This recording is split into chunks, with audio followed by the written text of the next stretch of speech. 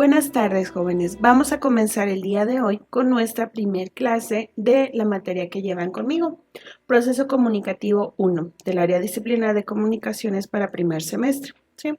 Mi nombre completo está ahí, Janet López Rodríguez, ya saben entonces mi nombre para que no se les pierda. Ok, ¿cuál es el contenido que van a ver en esta materia? El contenido de esta materia o de este módulo es proceso comunicativo 1, es unidad 1, me conozco, unidad 2, mi persona y mi entorno, unidad 3, mi descripción, unidad 4, soy consciente de mi proceso comunicativo, unidad 5, consecuencias de mi comunicación y unidad 6, me comunico. ¿De acuerdo? Estas unidades las vamos a ver durante este primer semestre. Ok, ¿qué vamos a ver primero? La unidad 1. Unidad 1, me conozco. Estas preguntas ustedes ya la contestaron del lunes pasado que se las dejé. Y la primera es quién eres y dónde vives, cómo impacta la manera en la que te comunicas con las demás personas, lograrás que las y los demás comprendan lo que quieres al hablar o escribir. Pregúntenselo realmente si se puede comunicar de una manera distinta al hablar.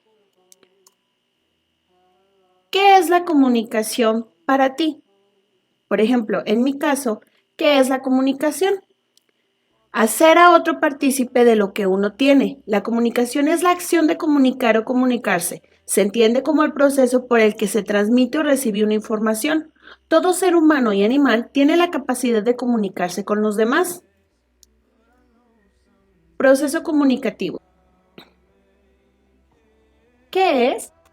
Cuando hablamos de proceso nos referimos a todos los pasos que tienen lugar de forma continua y ordenada para obtener un resultado específico. Por tanto, se puede entender al proceso comunicativo como un evento que tiene lugar entre un emisor y un receptor y cuyo principal objetivo es el intercambiar hechos e ideas entre ambos individuos. O sea, el proceso para que yo me comunique con alguien es la manera en que yo le estoy transmitiendo lo que yo siento o lo que yo pienso. ¿Qué elementos tiene un proceso comunicativo, jóvenes? En esta parte yo les ponía que realizaran un dibujo de un proceso comunicativo y sus partes, como ustedes lo pensaban, pero ya vámonos directamente a cómo es. Les tengo al emisor, ¿sí? El emisor puedo ser yo. ¿Y yo qué les voy a transmitir? Un mensaje. Y lo que a veces se escucha de fondo, por ejemplo, cuando yo estoy grabando una clase, es el ruido, ¿sí? Y luego viene la codificación, el canal y el decodificador. ¿Quién es el receptor en este caso? Ustedes son el receptor. ¿Por qué? Porque ustedes son los que están recibiendo el mensaje. ¿Sí? Y aquí llega. Y el ruido es lo que está de fondo al momento de que a ustedes les llegue el mensaje. Ok, ahí va. El codificador es cómo yo se los estoy transmitiendo. Si se los estoy transmitiendo por una manera hablada, ¿por medio de qué? De un canal. Un canal, jóvenes, puede ser ya sea un mensaje de texto, ¿sí? O hablado. Y al momento de decodificarlo, es cuando ustedes ya comprenden el mensaje que yo les mandé a quién. A ustedes, ¿sí? Alumnos. Entonces, cuando yo ya les mandé un mensaje, ¿ustedes qué hacen? Me contestan, ¿sí? Y aquí está la retroalimentación, el mensaje y el ruido, si es que hay ruido de fondo. Esto es, jóvenes, un circuito de comunicación completo. ¿Para qué? Para que ustedes observen directamente cómo es que llega un mensaje y cómo es que ustedes me lo van a contestar, ¿sí? Ok, aquí tenemos la definición de emisor, receptor, mensaje, canal, código, medio, contexto, respuesta y ruido. Esto lo van a copiar a su libreta. Van a poner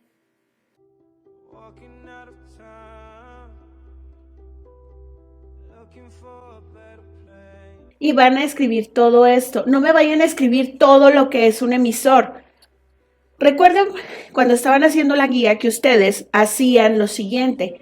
Leían un párrafo de un texto y luego escribían lo que ustedes entendían. Eso mismo me van a hacer aquí. Por ejemplo, ¿qué es un emisor?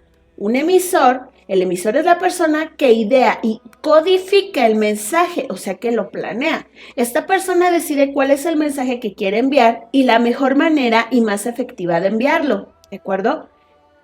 Entonces, ustedes cuando lo pasen a su libreta me van a poner el emisor, es una persona que envía un mensaje que quiere transmitirle a otra persona, ¿sí? Así como ustedes lo entiendan. Y así sucesivamente con todos los demás, con el receptor, el mensaje, el canal, el código, el medio, el contexto, la respuesta y el ruido, ¿sí? Y aquí está, mandando un mensaje. Ok, ¿cuál sería entonces, después de que ya pasaron eso a su libreta, la actividad 1? Imagina que estás con una amiga o con un amigo en un baile. Entonces le estás contando lo que te pasó a un amigo de tu vecino, ¿sí? Lo que le pasó a él. Como no te escucha bien, entonces decides mandarle un mensaje por WhatsApp. Ella lo lee y sonríe. Ahora realiza un dibujo donde se muestra el proceso comunicativo del ejemplo. ¿Crees que la comunicación en otros idiomas sea igual? Ok, esto no lo vamos a realizar porque pues esto no, ¿sí? Esta parte no, pero esto sí. En su libreta me van a realizar un dibujo donde me estén mostrando este ejemplo. Ok, vámonos al segundo tema, jóvenes, ¿sí? Funciones del lenguaje. Lo van a poner en su libreta así, funciones del lenguaje. El lenguaje es el código más importante y preciso de la comunicación humana. Tiene su origen en la facultad exclusiva de los hombres para utilizar sonidos articulados, signos orales, su representación gráfica, signos escritos en grafías, como medio de comunicación y las imágenes mentales de sonidos articulados que son instrumento del procesamiento de cada individuo. O sea, desde tiempos remotos, nosotros utilizamos un lenguaje, ya sea hablado, señas, signos, como sea, pero nosotros utilizamos un lenguaje. Los términos lenguaje, lengua y habla se utilizan frecuentemente para mencionar el mismo concepto, o sea, el hablar, pero no son lo mismo. El lenguaje tiene carácter universal. El lenguaje es la forma en que yo me puedo comunicar con una persona, sin importar sí importando la época, porque recuerden que, por ejemplo, el español cambió muchísimo del español que hablaban en los 1500 al español de ahorita, ¿sí? Entonces el lenguaje es como yo me puedo comunicar. O sea, la forma en que siempre nos hemos comunicado. La lengua o idioma es el lenguaje en el que nosotros nos comunicamos. La lengua, o sea, el idioma. Por ejemplo, nosotros nos comunicamos en español. Si viviéramos en una comunidad británica, nos comunicaríamos en inglés. Si viviéramos en una comunidad brasileña, nos comunicaríamos en portugués. Si viviéramos en una comunidad de la Guyana, nos comunicaríamos en francés, ¿sí? Siendo que vivimos en el mismo continente. La lengua es de carácter social. Ahora, el habla tiene carácter individual, ya que es la forma en que cada persona utiliza el lenguaje al hablar o a escribir en un momento o lugar determinados. Por ejemplo, ustedes no hablan igual con sus amigos que con su mamá, porque con su mamá no utilizan groserías, por así decirlo, ¿sí? Pero con los amigos sí. O sea, es la forma en que yo me puedo comunicar. Entonces, ¿cuál es la diferencia de los tres? Estos tres términos anteriores me los van a poner dentro del tema funciones del lenguaje, ¿sí? O sea, los van a copiar a su libreta. ¿Cuál es la diferencia de los tres? Pues que el primero es de carácter universal, el otro de carácter social y el otro es de carácter individual. ¿Ustedes conocen algún otro idioma o lenguaje? Por ejemplo, yo conozco el lenguaje de señas, ¿sí? Pero no con todo el mundo me puedo comunicar así, únicamente con las personas que lo utilizan, que son las personas sordomudas. Pero también hablo un poco de japonés y estoy aprendiendo francés. Entonces yo me puedo, desenvolver con gente de otros países de manera social para que me puedan entender. ¿En dónde creen ustedes, jóvenes, que surgió el español? Ahorita, jóvenes, van a ver un video, el cual se los voy a presentar aquí. Lo van a ver y terminando el video vamos a continuar. El español es una de las lenguas más importantes del mundo. Es el segundo lugar por número de hablantes y se ha dicho que es el idioma para hablar con Dios. Pero, ¿de dónde viene el español? Los lingüistas no saben con certeza cómo surgió el lenguaje humano, pero sí han explicado que los idiomas se empezaron a diferenciar cuando las poblaciones se separaban. El hecho de vivir en lugares aislados con diferente clima, animales, vegetación y diferentes vecinos hizo que a partir de pequeñas variaciones de dialecto se crearan idiomas completamente diferentes. Los lingüistas notaron que muchas lenguas tienen características similares en su gramática y vocabulario, como si estuvieran emparentadas. Así, agruparon las lenguas en familias distribuidas por el mundo. Y como familias que son, es posible trazar un árbol genealógico que nos indicaría que hace miles de años había menos idiomas. El español, llamado más propiamente castellano, ya verás por qué, forma parte de la familia indoeuropea. En la península ibérica, ahora España, hasta antes del siglo III a.C., no se hablaba español. Los habitantes eran iberos, celtas, celtíberos, tartesios y hasta fenicios y griegos. De estas lenguas, llamadas de sustrato, tenemos por ejemplo la diferencia entre los conceptos ser y estar, que no existe en otros idiomas y que proviene del celta, o palabras como gancho o colmena. Del ibérico viene barranco y del vasco izquierda o chaparro. Entre el siglo III y el I a.C., el Imperio Romano conquistó toda la región alrededor del Mediterráneo, imponiendo su lengua, el latín. De esa lengua romana surgieron las lenguas romances: italiano, francés, rumano, portugués, catalán y español. Al mezclarse con las lenguas locales, el latín vulgar, es decir, el latín que hablaba el pueblo, no el idioma culto en el que se escribían los libros, formó varias lenguas, entre ellas la de la región de Castilla, el castellano. A partir de invasiones bárbaras se incorporaron palabras germánicas como guerra o yelmo, y cuando los árabes conquistaron la península y se quedaron como 700 años, crearon un conjunto de lenguas llamadas mozárabes y dejaron en el castellano más de 4000 vocablos como almohada, aceite o ajedrez. En el siglo XIII, Alfonso X, el sabio, intelectual y promotor de las artes, estandarizó lo que ahora conocemos como castellano medieval, dándole importancia al dialecto de Toledo. En 1492, los reyes católicos Isabel I de Castilla y Fernando II de Aragón se unen y consiguen expulsar a los árabes. Hacen del castellano el idioma oficial. Los eruditos unifican su gramática y su ortografía y lo expanden por todo el país. En el siglo de oro surge el español áurico, que, aunque ya unificado, aún presenta muchas diferencias regionales. Por ejemplo, en la mayor parte de España, la C y la Z tenían pronunciación diferente a la S, pero no en las Islas Canarias ni Andalucía, donde se pronuncian S. Y Sevilla, en Andalucía, era la puerta de enlace de donde partían los conquistadores hacia América. Muchos habían nacido ahí y la mayoría había pasado un buen tiempo viviendo en la región. Por eso, los latinoamericanos decimos cerveza y no cerveza. Cuando los españoles conquistan América, el castellano se mezcló con las lenguas de sustrato de cada región. México aportó vocablos del náhuatl, como tamal, chicle o tomate. El quechua de Perú y Bolivia aportó caucho, cóndor y papa. Y sin las lenguas antillanas como el taíno, no tendríamos ni barbacoa, ni canoa, ni hamaca. Y se discute si la palabra huracán es taína o maya. Las lenguas están vivas y en constante evolución. Actualmente no es raro que incluyamos palabras del inglés o que el inglés tome prestados vocablos del español, y los mismos intercambios suceden con otros idiomas. Por ejemplo, la palabra tiza es de origen náhuatl y se usa en todos los países hispanohablantes, menos en México, donde al mismo objeto le llamamos his, que viene del latín.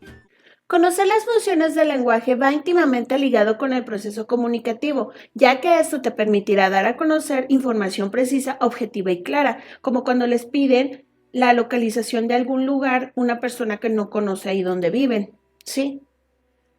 O para transmitir un lenguaje. Jóvenes, lo van a pasar a su libreta ahorita que terminemos de explicarlo, ¿sí? Las funciones del lenguaje son las siguientes: la función referencial, la función apelativa o conativa, la función metalingüística, la función poética, la función fática y la función emotiva. Vámonos con la primera, función referencial.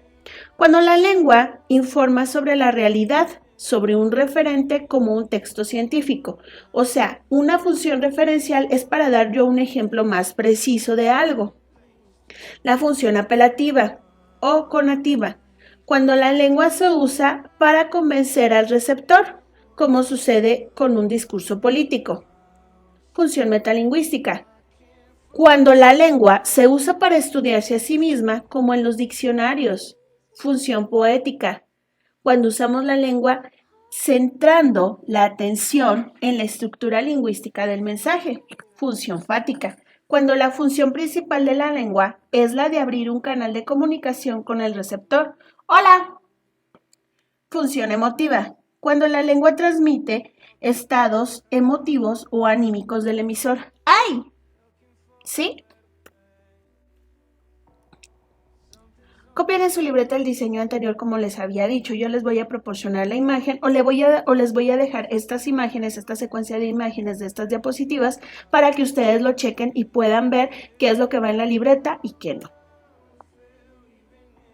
Ok, ejemplos de la función apelativa o conativa. Margarita, no quiero que tengas ese tipo de amistades. ¿Qué estoy haciendo? Yo le estoy diciendo a Margarita de una manera un poquito más enfática o un poquito más persuasiva, por ejemplo, de sus padres, al decirles que no quieren que se junten con ellos. ¿Sí? La función metalingüística, recuerden que decíamos que era aquella que se estudiaba a sí misma. ¿Qué es la bipolaridad? ¿Por qué el doctor me dijo que tenía amigdalitis? ¿Sí? La función fática. Francisco, ¿sí me estás escuchando? Perdón, ¿qué me dijiste hace un momento? ¿Es cuando qué? Cuando estoy, ¿qué? Yo abriendo un canal de comunicación, ¿sí? Función referencial o denotativa. Encontramos esta función en textos informativos o narrativos. Por ejemplo, hoy en las noticias comentaron que el sismo de ayer había tenido repercusiones en algunos edificios en la ciudad. Función expresiva o emotiva. Por ejemplo, ¡ay! ¡Qué triste me siento después de todo lo que pasó ayer! Estoy muy preocupada por los estudios que me hicieron. Este pastel está delicioso. Función poética. Encontramos esta función en la poesía, las canciones, los cuentos, entre otros. Por ejemplo, sin embargo, todavía dudo de esta buena suerte, porque el cielo, de tenerte me parece fantasía. Estoy embelleciendo palabras, como les había mencionado en lo anterior.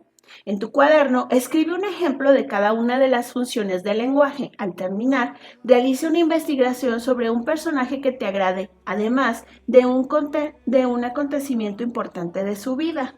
¿Sí?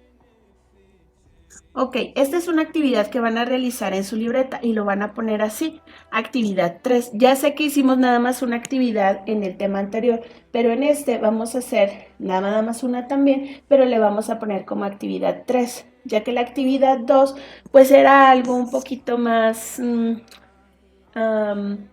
más elaborado. Entonces, eso sí necesitamos estar en el salón para poder hacerlo. Entonces, esta vez no lo vamos a hacer, pero me lo van a poner así como actividad 3. Dato curioso, recuerda que todos los textos tienen una intención comunicativa al igual que una función. Los mensajes que emite el emisor al receptor se expresan con distintos propósitos o intenciones comunicativas: referir, informar, convencer, ordenar, emocionar, sensibilizar, comunicar, expresar, suplicar, etc., las cuales están determinadas por algunos de los elementos que intervienen en el proceso de la comunicación y están vinculados con las funciones de la lengua, que veremos más adelante. Ok, ya terminamos el tema anterior. Ahora vámonos a reglas de acentuación. Este es el tema 3 de la unidad 1, reglas de acentuación. Los conceptos de fonema y sílaba son básicos para comprender las reglas de acentuación. Recuerden que en la guía anterior vimos un ejercicio que nos pedía sílabas, separar las cosas por sílabas, ¿sí? Ok, primero vamos a ver, ¿qué es un fonema? El fonema es un sonido articulado emitido al hablar. Las hay de dos tipos: vocálicos, a, e, i, o, u, Bueno, A, E, O, I, U. Sí, porque estos son fonemas fuertes y fonemas débiles. Y consonánticos B, D, S y J. En español hay 22 fonemas y de estos derivan 29 grafias o letras. Y la sílaba está formada por una o varias letras pronunciadas en una sola emisión de voz. En todas las sílabas hay por lo menos una vocal acompañada de una o varias consonantes. Las vocales solas pueden formar una sílaba, pero las consonantes no. Así por el número de sílabas, las palabras se clasifican en monosílabas, bisílabas, trisílabas y polisílabas. ¿Qué quiere decir esto, jóvenes? Que, por ejemplo, ustedes pueden utilizar A, E, O, U para hacer unión entre más palabras, ¿sí? Pero no pueden utilizar estas, esta o esta de manera solitas. Por eso dice acá que en todas las vocales pueden formar una sílaba, pero las consonantes no. Como dije hace rato, estas son ¿qué? Son vocales fuertes. Y estas dos son vocales ¿qué? Débiles, ¿sí? O sea, estas son chiquitas y estas se pronuncian más fuerte, ¿sí? Vamos a ver entonces, asimismo las vocales fuertes y las débiles al unirse pueden formar diptongos, triptongos y hiatos. Los diptongos, ¿cuáles son? Di, dos vocales juntas, una débil y una fuerte. Dual, diáfana, canción, una fuerte y una débil, heroico, ay, hoy, y dos débiles, huida y viuda. Si se fijan al pronunciarlas, se escucha la fuerza que toma la palabra. No es lo mismo que yo diga hoy a que diga huida, ¿sí?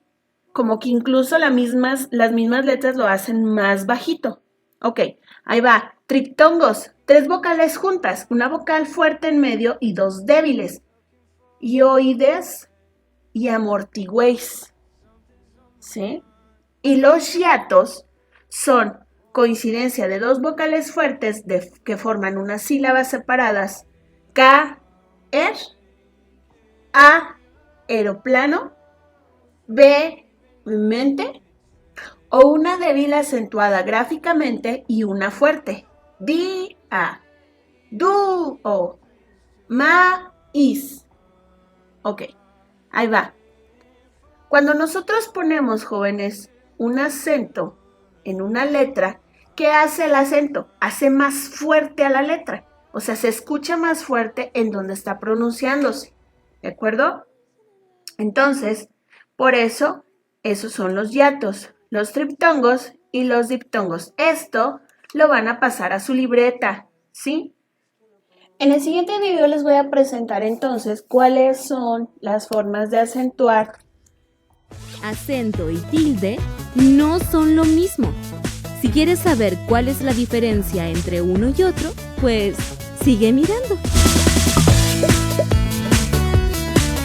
Quiero que me digan de cada palabra que les voy a dar cuál es la sílaba tónica. Recuerdan que la sílaba tónica es la que suena más fuerte. Por ejemplo, si digo no, lo que tenemos que pronunciar con más fuerza de las tres es lum. Fíjense, no. La sílaba que pronunciamos más fuerte se llama sílaba tónica y las otras sílabas se dice que son átonas. Les doy palabras y ustedes marquen oralmente la sílaba tónica. Primera, maratón. Ton. Árbol. Ar. Parque. Par. Papel. Pel. Mímica. Mi. Muy bien, veamos ahora qué sucede con esas sílabas. Todas las palabras tienen una sílaba que suena más fuerte a la que llamamos tónica, pero no todas llevan tilde o acento escrito en esa sílaba. ¿Qué es tilde? La tilde es esa raya pequeña que colocamos arriba de las palabras y que le da fuerza en la pronunciación. Bien, hay que tener en cuenta si las palabras son agudas, graves o esdrújulas. Ok. Con el video presentado entonces, jóvenes, ¿quedó claro qué es una sílaba tónica y una átona? Sí. Si no quedó claro, entonces regresen a este video y vuélvanlo a ver. Ok, entonces, ¿cómo se llama el tipo de palabra que es según su sílaba tónica? Ahí va. Vamos a ver entonces, ahora sí, palabras agudas, graves, esdrújulas y sobreesdrújulas. Ok, tenemos que las palabras agudas son las que llevan el acento en la última, ¿sí? Dosificación. La grave, la que llevan en la penúltima sílaba. Comisaría. Aunque esta, jóvenes, es una vocal fuerte, no se va a escuchar igual que esta consonante con esta vocal que débil pero acentuada, ¿sí? Porque si lo leyera sin este acento, si lo quito, diría comisaría. Pero como aquí lleva un acento, comisaría. ¿De acuerdo? Ok. Esdrújula. ¿Lleva dónde? En la antepenúltima. Demográfico. Porque si no llevara, diría demográfico. ¿Por qué? Porque aquí está una vocal ¿qué? Fuerte. O demográfico. Demográfico. ¿Sí? No se escucha bien. Entonces, ¿qué tiene que llevar? Tiene que llevar un acento para que se escuche bien. Y una sobreesdrújula son las que llevan transantepenúltima sílaba o la que va en ¿qué? Después de la tercera para acá. Así. ¿De acuerdo? Devuélvemelo. ¿Sí? Y aquí están las agudas, las graves, las esdrújulas y las sobreesdrújulas. Esto, jóvenes, me lo van a explicar en su libreta. De hecho, por aquí les voy a mostrar un meme que a mí me gusta mucho mostrarlo porque es una manera un poquito más entendible o una manera más fácil. Ahí va. Dice, 21 años y no sé la diferencia entre graves, agudas y esdrújulas. Y luego llega Laura a salvarnos. Lo puedes entender o aprender fácil escribiendo ega. Escribe las sílabas de la palabra. Por ejemplo, ega. Miércoles. Después te fijas en dónde cae el acento y la letra que tiene arriba. Te dice si es esdrújula, grave o aguda. ¿Sí? Esta es una forma en que algunas personas aprendieron a saber cuáles son las graves, las agudas y las esdrújulas. Si, por ejemplo, la palabra miércoles tuviera más sílabas acá, ¿qué sería? Aquí ya sería ¿qué? Sobreesdrújula. Ténganlo presente, guárdenlo. Si lo llegan a ver alguna vez, guárdenlo porque esta es información muy importante. Ok, vamos a ver ahora los tipos de acento. Los tipos de acento son el acento prosódico. Las voces tienen una sílaba con mayor énfasis de voz que recibe el nombre de tónica y por el lugar que ocupa. Las palabras se clasifican prosódicamente en 4 grupos: agudas, graves o llanas, esdrújulas y sobreesdrújulas. Esto lo van a pasar a su libreta. También, acento ortográfico. El acento ortográfico tilde se aplica en los siguientes casos según las reglas establecidas. Las palabras agudas, la sílaba tónica es la última, las graves o llanas, la sílaba tónica es la penúltima, las esdrújulas, la sílaba tónica es la antepenúltima y la sobreesdrújula, la sílaba tónica es la anterior o la antepenúltima. ¿Sí? ¿Lleva acento ortográfico? Aquí aparecen. Si llevan acento y los ejemplos. Esto también lo van a pasar a su libreta, todo. Esta definición y esta tabla. Acento diacrítico. La tilde es este tipo de acentuación. Sirve para diferenciar el valor gramatical de algunas palabras que se escriben igual. Con acento, aún y todavía, aún.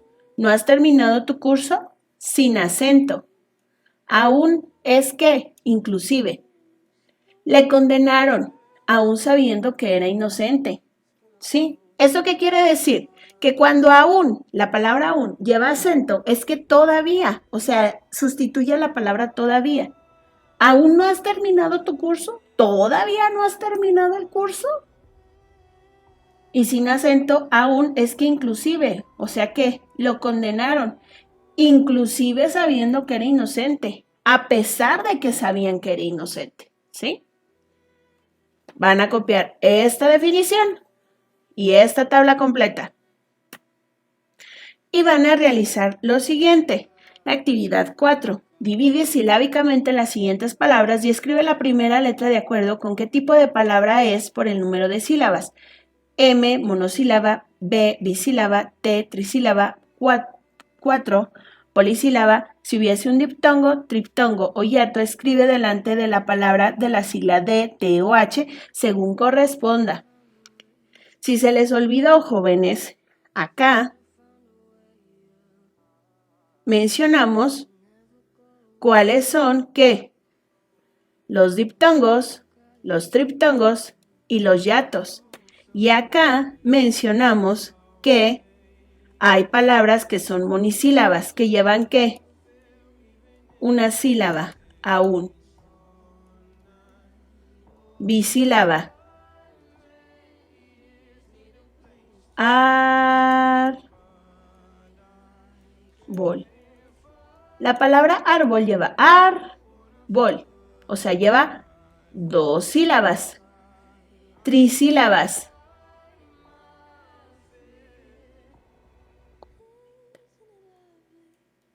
Cometa.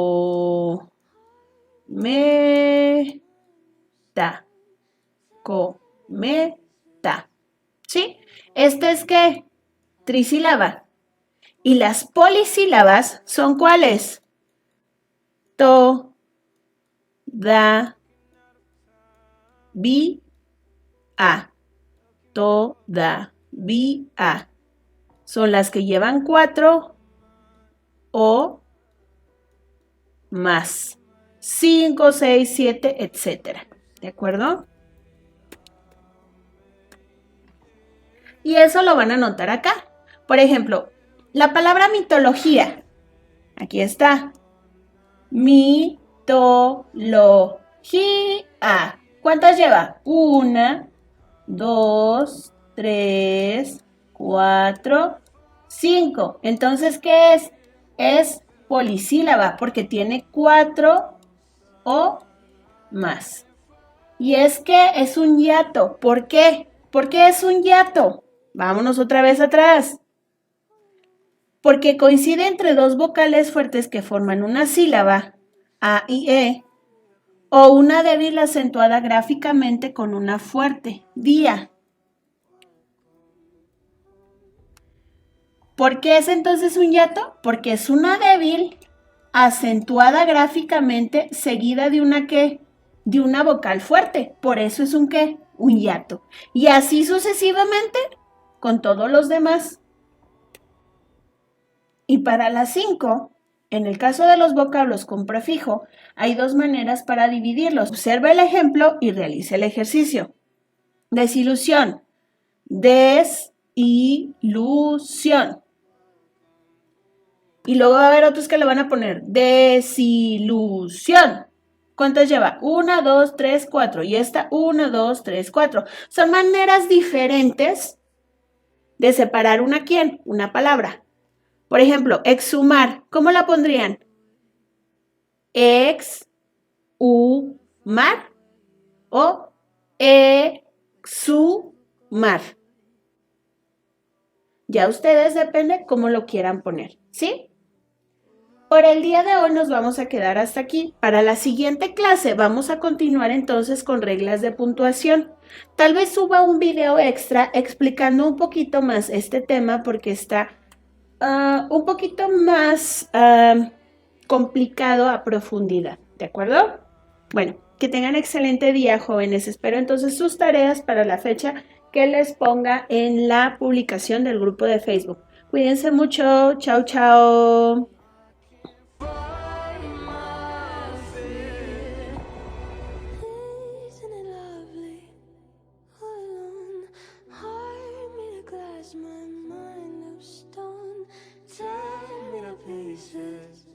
Skin and bone, hello, welcome home. Walking out of town, looking for a better place. Something's on my mind, always in my headspace. But I know someday I'll make it out of here, even if it takes all night. Oh, 100 years, need a place to hide, but I can't find one there when I feel alive outside. I can't find my fear. Isn't it lovely? All alone, heart made of glass, my mind of stone. Tear me to pieces, skin and bone. How long will I go?